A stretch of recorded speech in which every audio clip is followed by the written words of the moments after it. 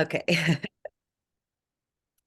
Welcome, everyone, to Misconceptions. I have somebody with me today that is, I can only describe you as a mentor, a role model, someone who has, like I just told you a few minutes ago, completely informed the work that I do and the person I became as a professional. People always ask me about like where things started and how did I get in this field. And I'll say, well, it really started pretty significantly in a 4-day training I took with Dr. Joanne Cacciatore after having heard you speak at a conference. So, welcome, Dr. Joanne Cacciatore. Thank you for being a guest on our podcast.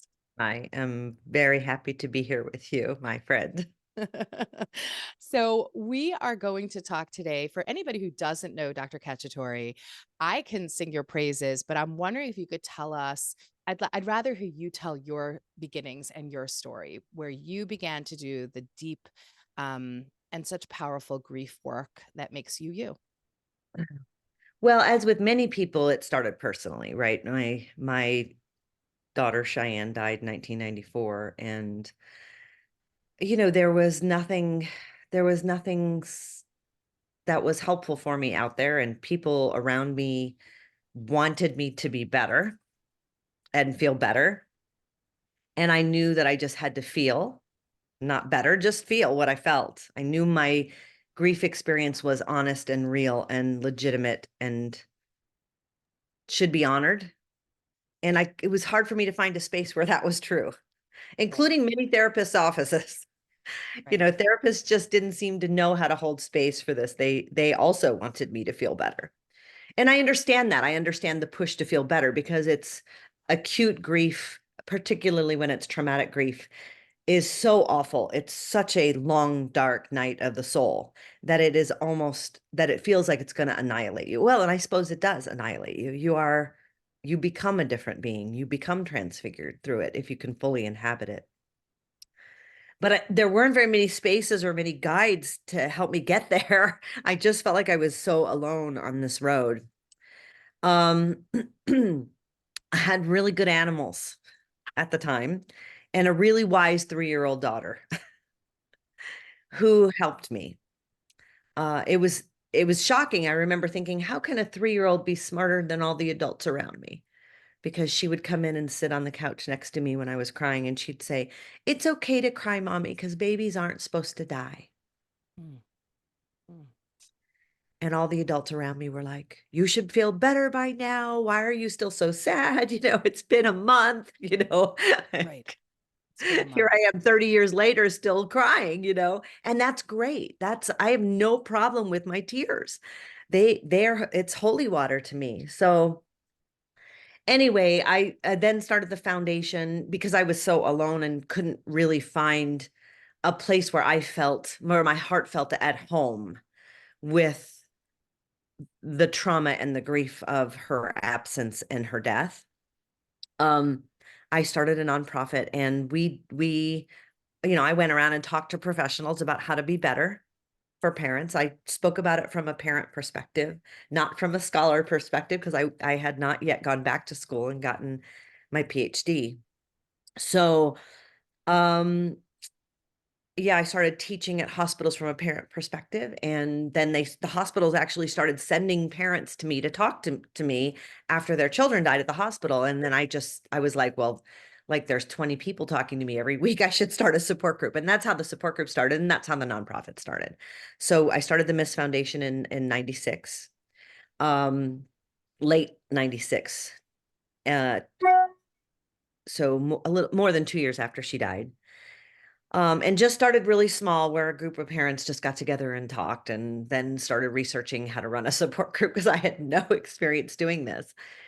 Um, then fast forward, and I went back to school, got my master's degree, got my PhD, started the CBC training, started the Sella Care Farm, which um, many people have heard about, but don't necessarily know that I'm connected to it. And so here we are nearly 30 years later, right? So Shy would be 30 years old in July, which is really hard for me to believe. I did a podcast last couple of weeks ago, and it just aired, and I cried through most of the most of the podcast because I realized right before the podcast, I think I was realizing, or my body was realizing, that it's been 3 decades and it feels like a milestone year. Wow. Wow. I guess I would say before we go further in our conversation, I want to just take a minute and honor Shy and honor what she created for you and for all of us. Because I think that if I'm honest, like the outgrowth of her death is in I can make the straight line to who I am today. So I know that of course you'd rather she be with you here, 30 years old, you know, who knows who she would have been, somebody amazing. But her death also really connects to me directly. And it connects to then to my students that I teach about grief and to my clients that I serve. And I don't just say that, I mean that very deeply. And so I am grateful for her and for what she brought into this world and for you for making her death so meaningful for all of us. So thank you. Thank you. That means a lot. Thank you. So as a psychologist, as a professional, um, just thinking about uh, how you have changed, I would say, in many ways, really a leader in this field, this conversation around grief, and this ability for us to be different than it was and what was available for you 30 years ago. Yeah. Um, Tell me how this has changed. How does the world continue to need to change? And how has it changed from what you had available to you then? Well, there are so many more services, and of course, the internet has made this, sort of grief work prolific, right? There are lots Sure. of grief experts out there now, and there are lots of platforms from which people, sing the praises of grief, or sing the sing the glory of grief versus sing the deleteriousness of grief. There's both narratives. Grief is something to be conquered and overcome, and and we're grief experts, and we'll help you, be with your grief, kind of thing. So there's so much more data, so much more information, so much more research. When I first got into the field, there was just a dearth of research on traumatic grief, and there was so little that we knew. And it's really, really picked up. You see it. It's just become so much more prolific. If you were to look at like a scatter plot, what you would see is, in 1980, you'd see all these dots way down here on the x-axis, and then you would see it from 1980 to 2020. It exponentially increases. So we know a lot more. We're also more arrogant with it, right? Mm, We medicalize it, we pathologize it. The ones who are very afraid of big feelings don't know how to hold it, and don't know how to train people who can hold it, tend to want to make it something to be overcome, something um to be treated, yeah. right, as a disease, right? And me, I'm Oh, there's yes. nothing to me that's more offensive than turning grief, even if it's intense and enduring, than turning grief into a disease, because So it's can you define that term traumatic grief? Because I think that's sometimes where people get confused is like, well, maybe if it's this kind of grief, then there really is pathology associated with it. And right, I know you right. don't agree with that. No. Well, so here's the thing. I did I was interviewed by the New York Times about this issue with like pathology. And the reporter asked me, is there ever a time when you think that something could be diagnosed as pathological grief, as like prolonged grief disorder Right. or major depressive disorder or something like that? And I said, sure, if Elvis Presley died, you didn't know Elvis, you're not a member of his family, and it's been 50 years and you still can't get out of bed, you got a problem. It's probably not grief, but you have a problem.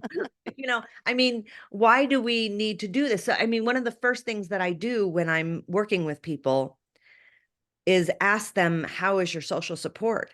And the people who struggle the most are the people who have no social support. Not that other people aren't grieving. If they have great social support, they are grieving, and it is intense and enduring. But the ones who are really, really struggling, who might be using substances to cope, who might be using eating to cope, who might not be able to get out of bed, or what they call not function or functionally impaired, right? That's one of the markers for a disorder of grief Sure. is functionally impaired. And when I ask about this social support piece, they all say that they don't have social support, that their social support has waned, that people have gone back to their lives, that um and this is problematic, right? Because we're as per usual in our culture, we're blaming the victim instead of the social system in which they exist and have to learn to adapt.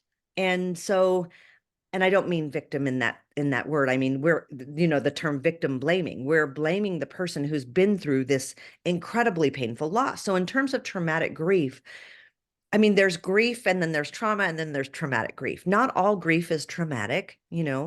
My husband's 100-year-old grandma died. It was peaceful. She was 100. Who Right. gets to live to be 100? Right. Um, she had frequent visits with her family. It wasn't a painful death. It was a sad death and a grievous death because they miss her, but it wasn't traumatic. Not all trauma is grief. You can be in a car accident and be traumatized from the car accident, but not necessarily have grief if no one died. But there's a place where they intersect. If you have a Venn diagram, there's a place where they intersect, and that's traumatic grief. Some grief brings with it trauma, the deaths of children, really any age, any cause, because it's an anachronism. It's an untimely loss. People don't expect in today's world, maybe 100 years ago they did, but in today's world, we don't expect our children to die before us. We don't expect to outlive them. The death of anyone in an untimely way, a 50-year-old spouse, we don't expect our 50-year-old spouse to die. We don't expect 50-year-olds to die anymore. Okay. And of course, when a primary family member has died by suicide or homicide, those are traumatic. And I mean, just even saying it feels traumatic, right? Sure. So Absolutely. so you can actually, if you tune into it and you allow your body to tune into it, you can feel the difference between traumatic grief and non-traumatic grief. Your body, there's something in our body, a small, still voice in our mind, and some cellular wisdom that says, oh, suicide. Oh, homicide, like your child was murdered, your mother was murdered, your partner was murdered, your sibling was murdered. Yeah, there's something in us that rails against that because of the unnaturalness of the death. So yeah, that's a basic sort of definition of Right. traumatic grief. Yeah. Right. It helps us understand that. And I think, I guess, coming into that term, that prolonged grief disorder, I know that you've been railing against the diagnostic, categories that they keep trying to put in and change it every couple of years in our DSM. What's your perspective on where I heard you say where somebody is grieving a loss that maybe isn't theirs to grieve? That might be something that might put them into a questionable category. But how do we 50 look years at later. 50 Yeah, years later? yeah, Exactly. Exactly. right, right, Exactly. right. But how does that fit for today when we have this need for diagnosis in terms of Yeah, reimbursement of insurance potentially, but yeah, even just I think people are trying to figure out where is the line between what is okay and what is not okay when it comes to grieving the death of a loved one. yeah. Um, So where we are today, of course, PGD is a diagnosis, and also major depressive disorder gets diagnosed a lot in people who are grieving, and post-traumatic stress disorder, particularly when it's traumatic, and sometimes like anxiety disorder, not otherwise specified or specified, So there are lots of diagnoses that get sort of foisted onto people who have had loss, in my experience. Um, problem the reason so sort of when I talk to my clinician friends, and I have many from psychiatry to social work to counseling, um, they say, yeah, but we want people to get services and we want them to get, be able to get paid for their services. Okay, fair enough. Couple of things about that. First of all, a noble lie is still a lie. In Amen. what in what legitimate medical profession can you tell someone that they have breast cancer, which might be covered by their insurance, when in fact they have ovarian cancer, which is not covered? Right. We there are objective tests and measures for ovarian cancer. And you can't lie on someone's medical record, even if it's noble and gets their services paid. There's no legitimate profession where we're allowed to do that. Okay, so this is more subjective, and we have this book. These are really smart people advancing these diagnoses who represent very powerful institutions in this country. Why not get together and lobby insurance companies to pay for supportive care that is not predicated on a diagnosis? Right. Boy, that sounds like a Why? big fight. It doesn't have to be a big fight. If you get enough powerful institutions behind you, it's not a big fight. You get enough powerful politicians behind you, this is not a big fight. This is not rocket science here.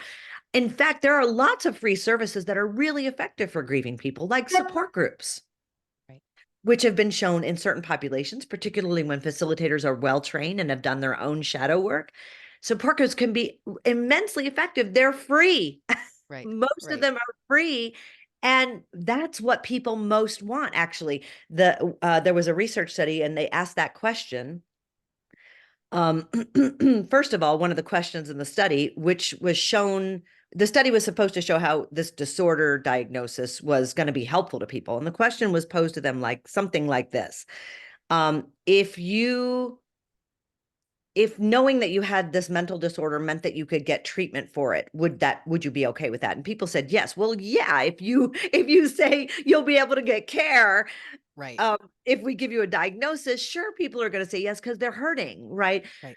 But another question in the same study asked people, what kind of service would you most want? And they said support groups. Hmm. We Hmm. don't have to we don't have to have a diagnosis for support groups. Right. Right. What do you And find? that is most Yeah. helpful. Sorry. So, no, that's good. I mean, I think when you think about like what is most helpful, I'm wondering how you would define what is most helpful in therapy or in support groups with people who are dealing with traumatic grief. What are you noticing, or like what's happening, dare I say, therapeutically or supportively to people who are seeking this kind of care or outreach to others for what they need? What are they getting out of it? What is it that you find most valuable? Oh gosh, there are so many. Boy, that's an entire CBC class, isn't it? If I had to boil it down to like one word, I would say resonance, right? Which Okay. is a very, very powerful, powerful, powerful thing. When we see in the other ourselves, and when we see in the other that we're okay, like we're not okay because our person that we love most in the world died. Okay. But what we're feeling is okay. And then it will not eat us from the inside out, because that's what it feels like. Early grief, especially when it's traumatic, it feels like you can't survive it. It feels like I'm not going to live through this. I remember that feeling myself. I remember thinking I'm going to die from this pain. Like I'm going to die. And I'm not sure that I cared about that, but the process was so painful. And it's just so terrifying and lonely. And when you have resonance, it abates terror and it abates loneliness. I mean, the US Surgeon General came out and declared loneliness an epidemic in the US and said it's more dangerous for our well-being than well-known risk factors like smoking. Wow. I mean, I Loneliness, believe it. Yeah. yeah, yeah. I mean, loneliness is more dangerous to our health than smoking. And yet it's one of the most defining characteristics of people who are grieving is loneliness. Wow. Wow. And so when we sit with others, first of all, who hold space for us, it doesn't feel as lonely. Like it doesn't feel as lonely if someone comes beside me and says, "Show me your scrapbook that you made for Shy back in 94 and tell me about her. Tell me about how much you miss her in this moment. Tell me about who you feel like she would be right now in this moment. What kind of young woman do you imagine her to be?" As painful as that is for me to broach, oh my God, it's so important. And it alleviates that sense of loneliness.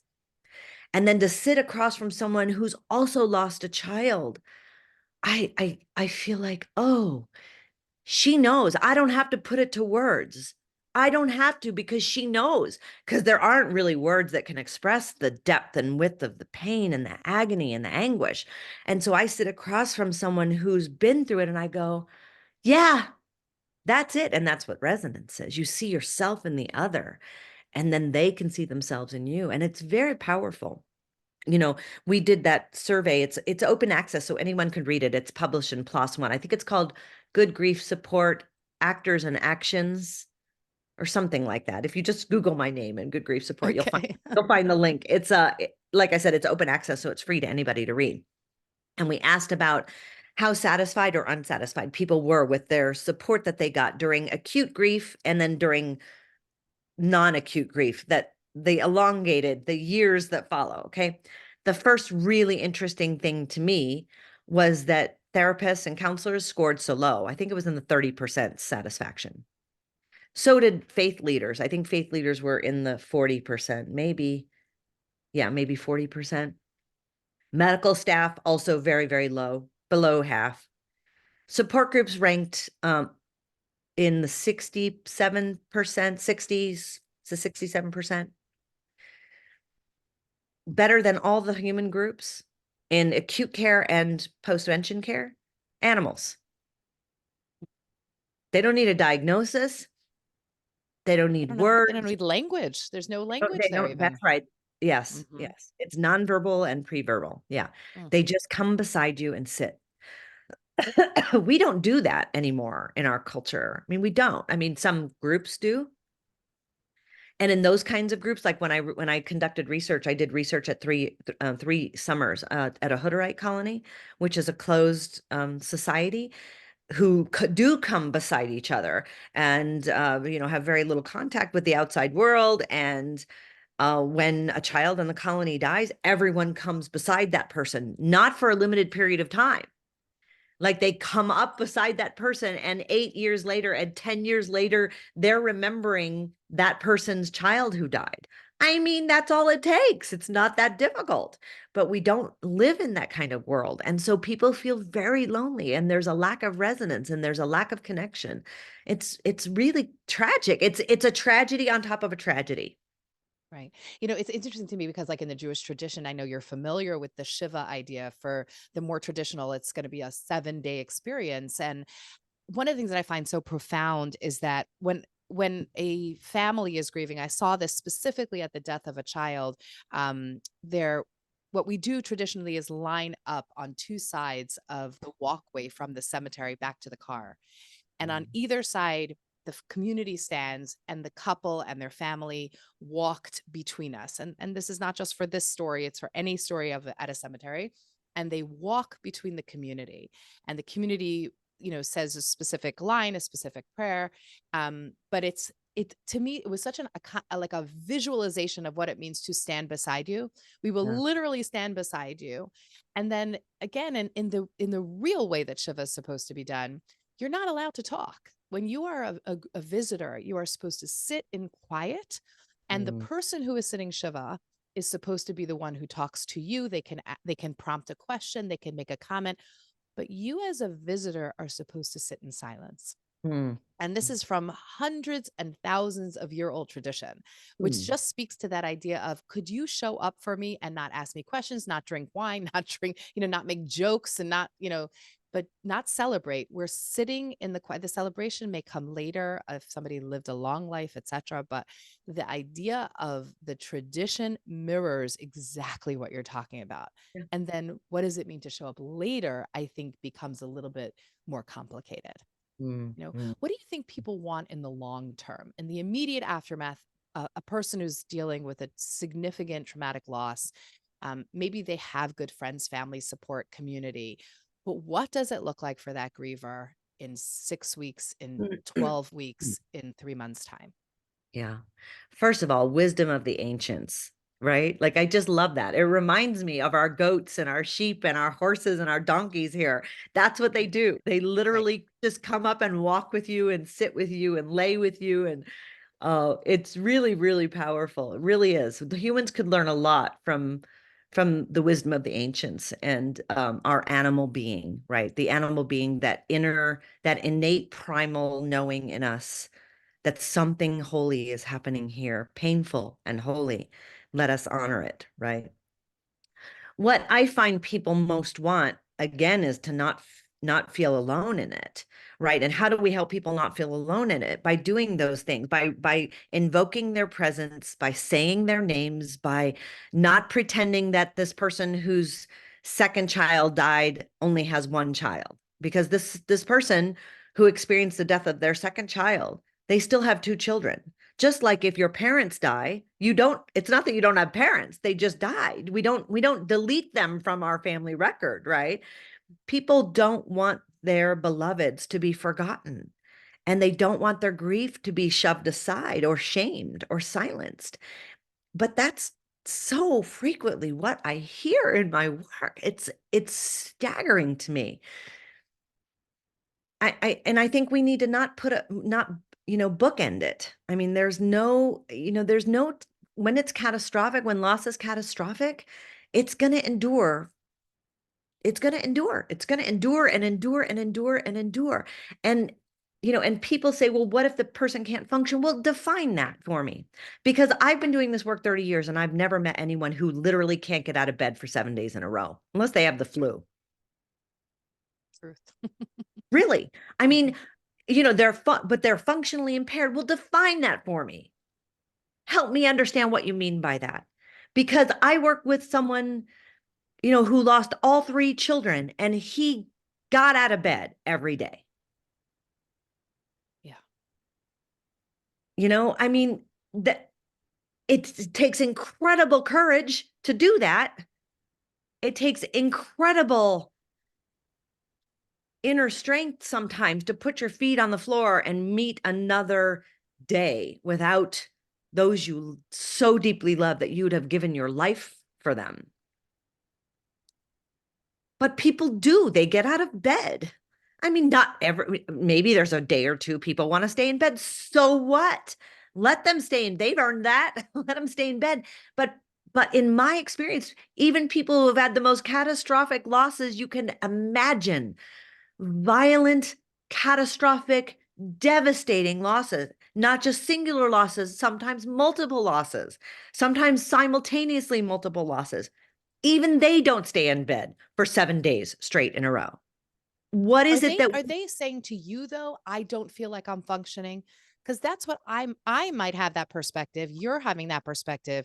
But sometimes I hear from them like I'm not functioning. When I okay, break it down with did you put food in your mouth? Did you go to the right, bathroom? Did you take a shower? Suddenly they're like, I did. And so how do we define functioning? And right, also, how do the family members, I think, are the ones that are kind of that's pushing the it. echo in their head. Yeah, they're echoing that idea of like, I want you're not functioning, or Yeah. because you're not going to work because you're not cooking dinner every night, whatever. Right, right, right. Mhm. Yeah, no, I mean we have to operationalize terms here, right? Yes. This is why precise language is so important, because if they say to me, well, I'm not functioning, so tell me about that. Is that something you're telling yourself? Is that something others are telling you? 7 out of 10 times it's something other people are telling them.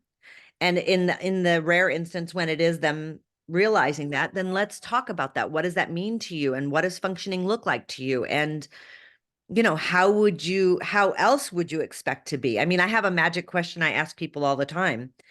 Okay, so tomorrow morning you wake up and you feel absolutely no grief. The grief is gone, just gone, and you're back to normal. How does that feel to you? I've asked thousands of people that question, and the answer has always been the same. Something like wrong, weird, bizarre, strange. I wouldn't like it. That would be impossible. Right. It's not that we want grief to go away, because we know there's something in us that says this is going to be with me forever. I mean, when it's that big, when the loss is that catastrophic, it's going to be with you forever. I mean, 30 years later, it's Shai's death is with me. Her life and her death remain with me, and I'm still get emotional about it. And there are still days I want to go hide under the covers. 30 Sure. years later. You can call it whatever you want to. I don't care. Your story and my story, right? Thank you, medical field. This is my burden to carry, and I'll carry it with grace the way I want to. But when people are in this state of vulnerability, and they have not, because early on in grief, I did not have that kind of strong back, soft belly.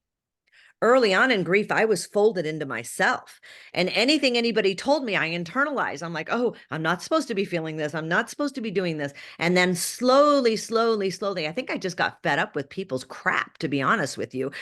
Finally, I said to a therapist who wanted to send me for a psych referral, I said, I have earned every tear I shed.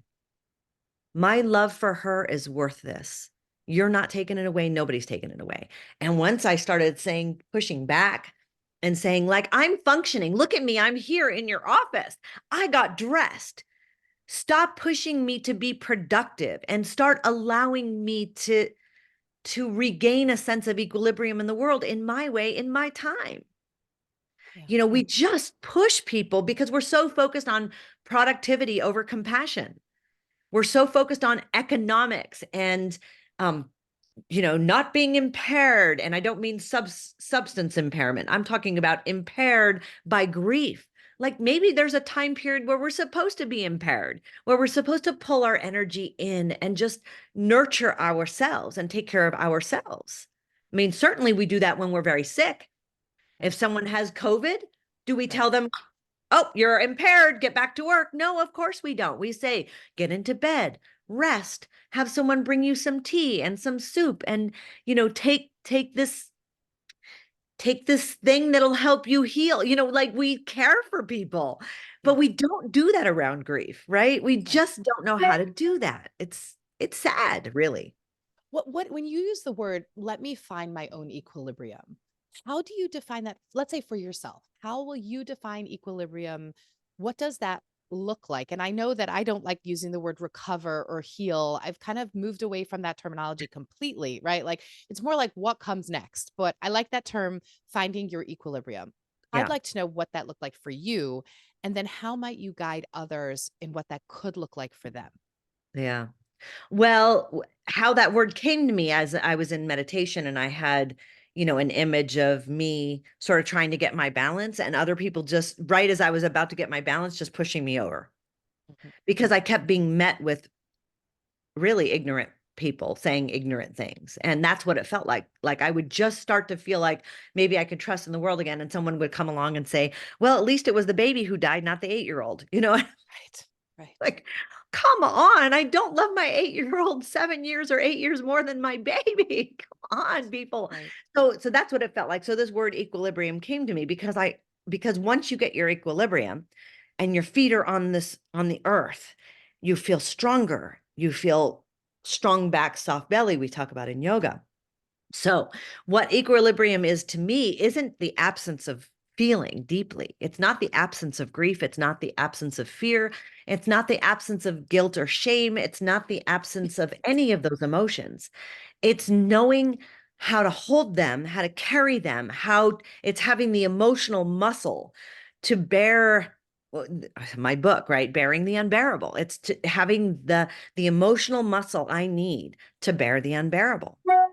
And to me, that's what equilibrium feels like. It feels like, okay, I'm having a wave, like an intense wave, and I can kind of feel it bubbling up, when it comes. And I'm like, oh, here it comes, like, okay, so pay attention, get your feet on the earth, strong, both literally and symbolically, right? Get in your body, let yourself feel it, go into it, get some space, cry, weep. I mean, I have my practice. Like crying is a practice for me. There's no shortage of tears here. I cry a lot. My animals are a practice for me. I will go out and spend time with my horse Chamaco. I will hike. I happen to hike. I have a practice of hiking barefoot. I will hike barefoot. Not when it's cold. I don't like the cold, so I hike with shoes on when it's cold. um, my sit practice, my contemplative practice. Some people it's prayer. And so there are times I pray. I don't,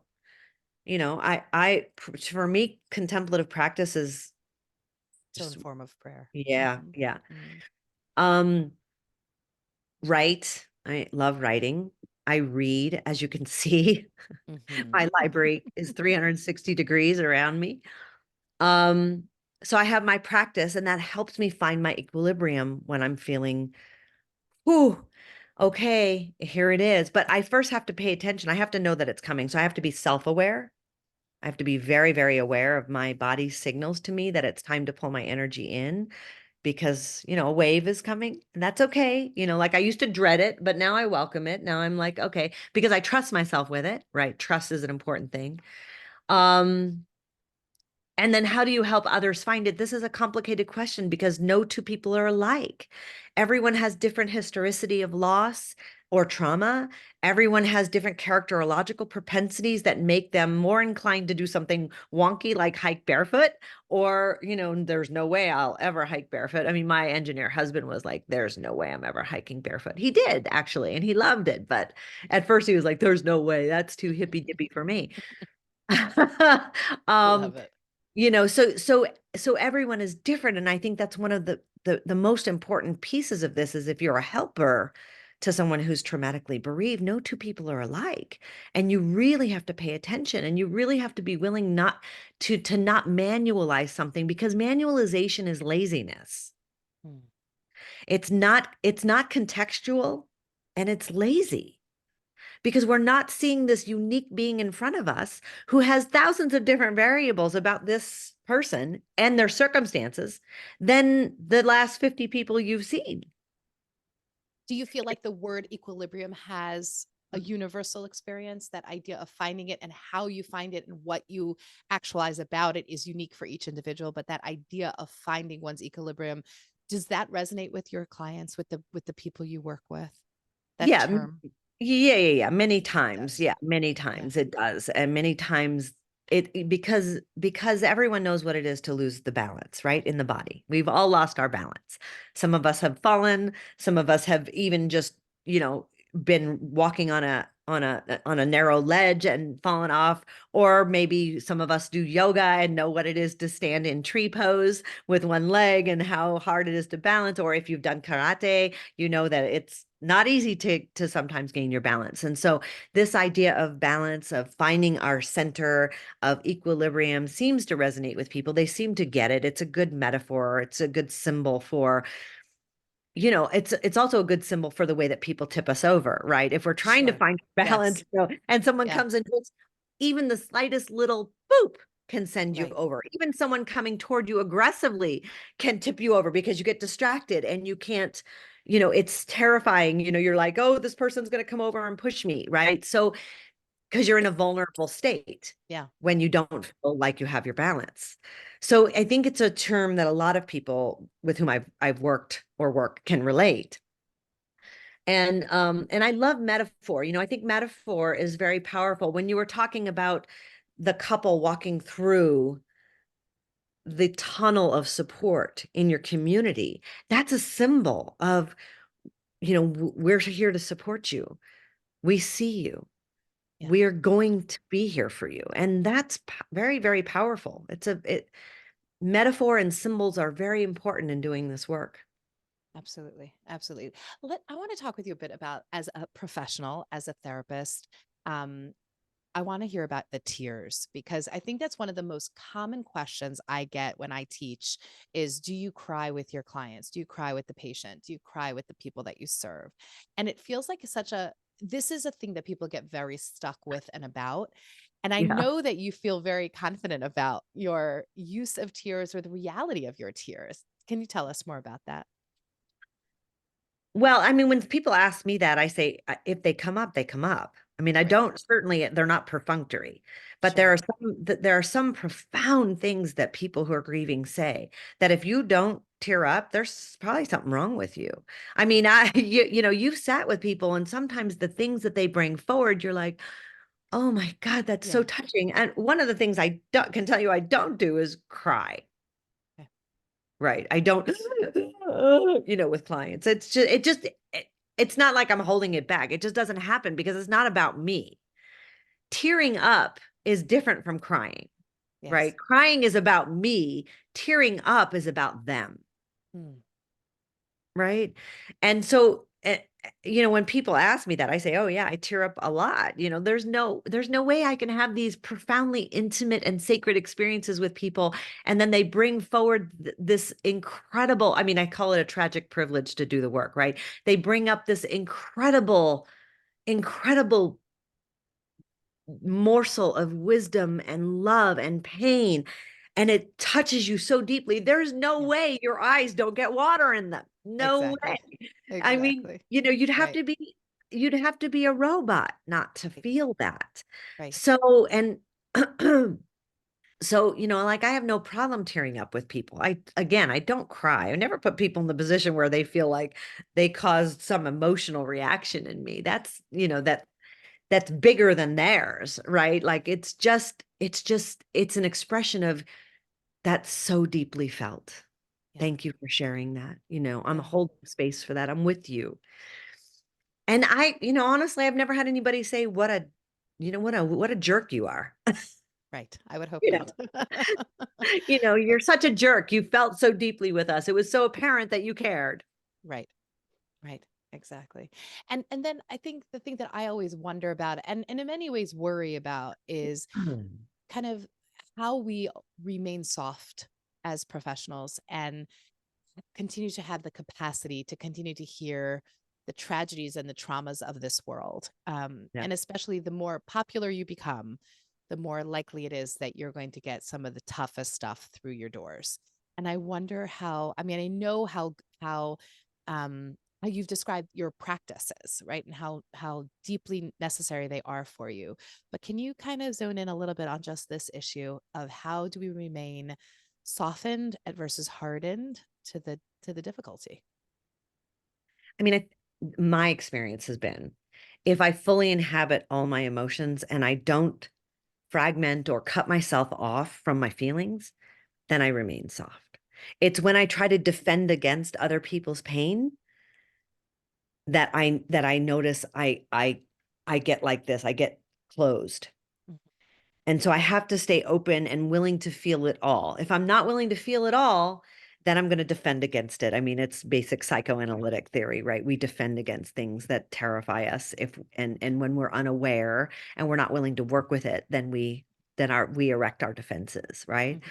So I don't defend is probably the first thing, and I have my own very strong practice.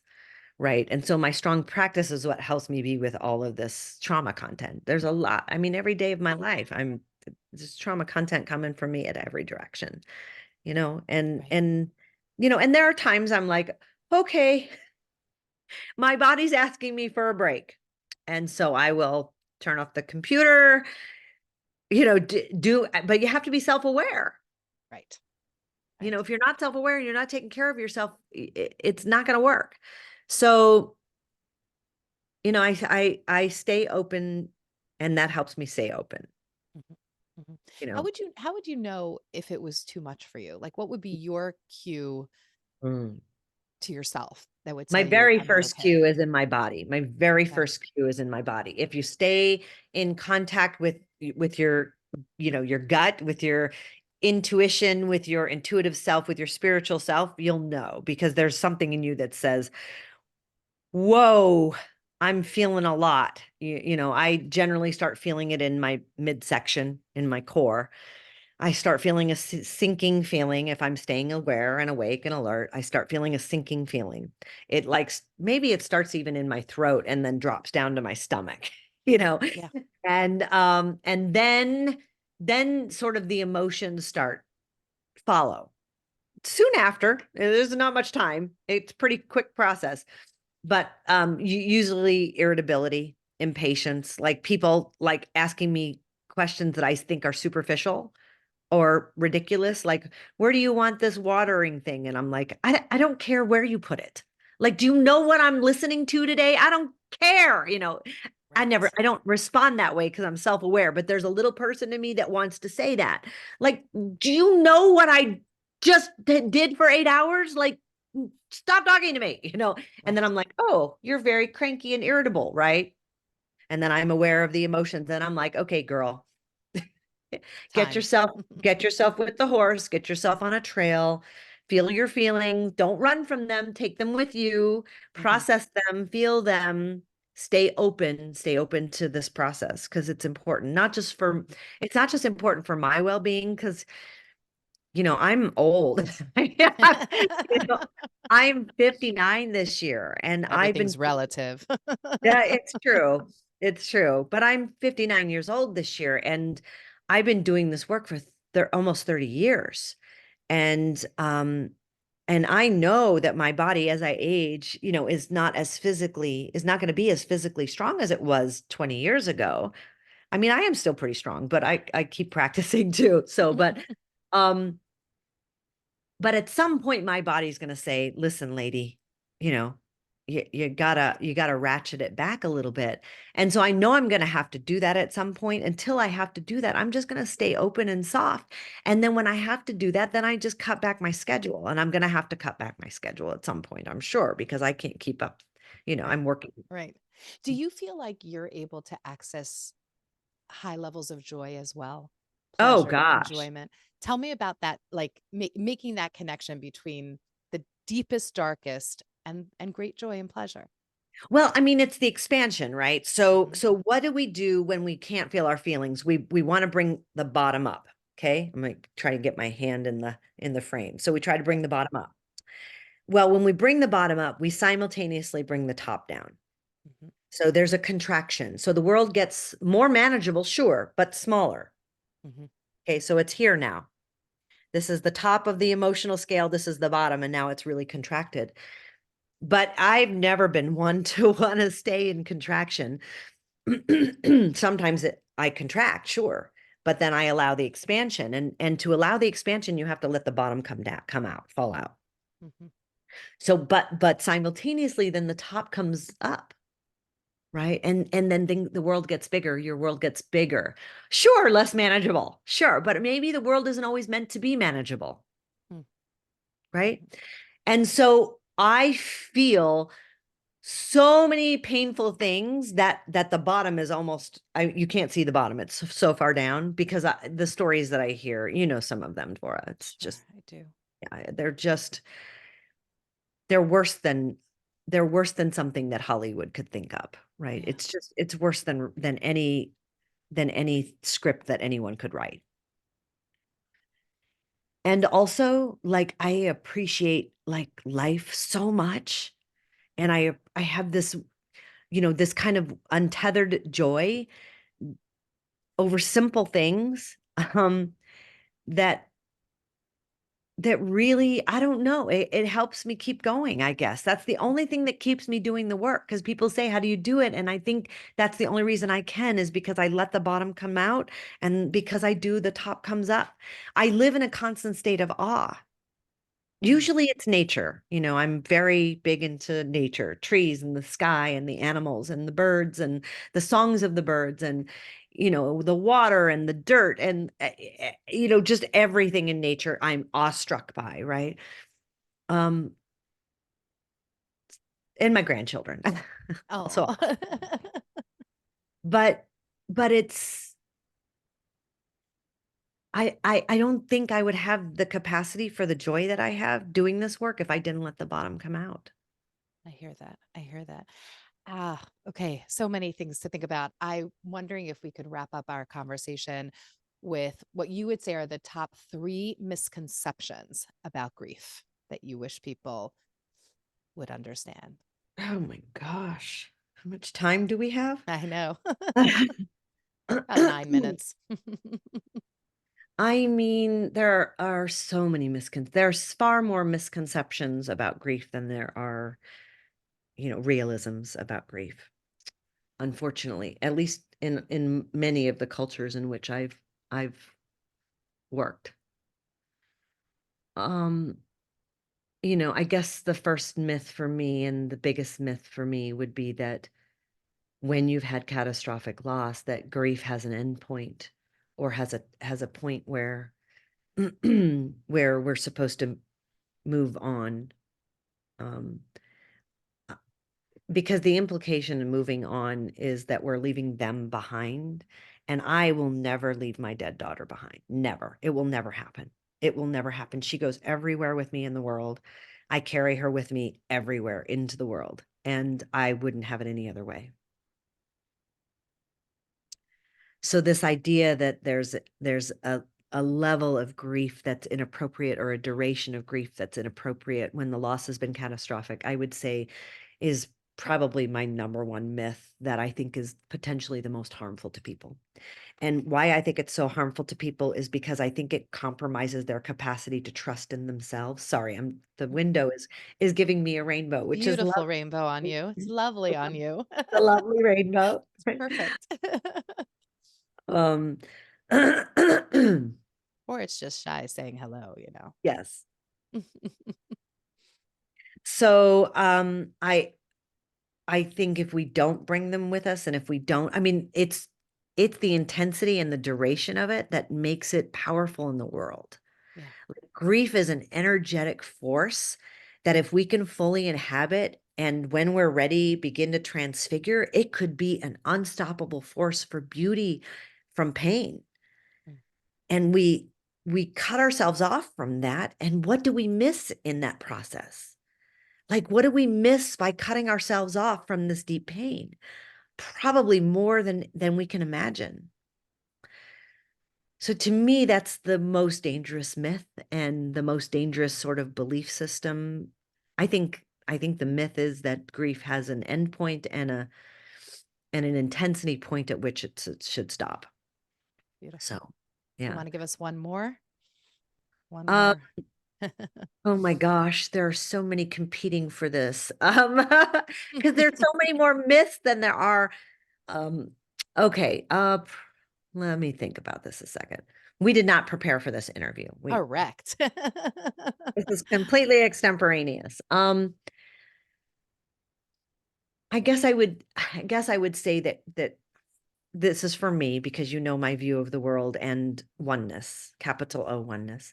I guess I would say that human beings, the other myth is that human beings are unique in their capacity to feel grief Hmm. because we have goats and sheep and horses and donkeys and cows and pigs and dogs and cats and all kinds of species of animals here, and they experience grief too. That what they don't experience is loneliness because they stay near each other.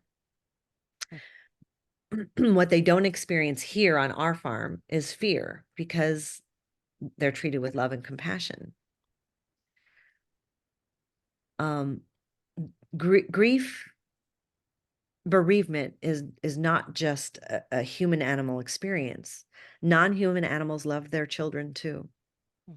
Non-human animals want to be near their children too. Non-human animals grieve when their children die or are taken from them too. And that's why we keep families together here. We're a sanctuary. Nobody ever gets rehomed because I've heard cows, when they take their babies, cry for 6, 7, 8 weeks, Sure. bellowing, walking up and down the pasture, crying for their babies. And I'm sure wherever their babies are crying for the moms.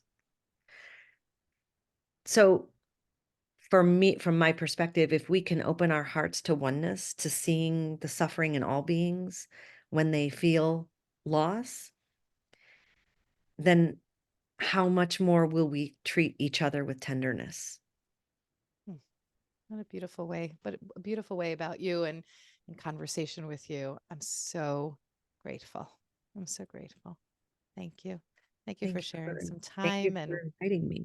oh, what a treat. What a privilege, truthfully. So I just wish you the capacity, the continued capacity, strength, inner and physical, to continue to doing this kind of work. And I really just look forward to sharing this with more and more people so maybe we can change the world just a little bit.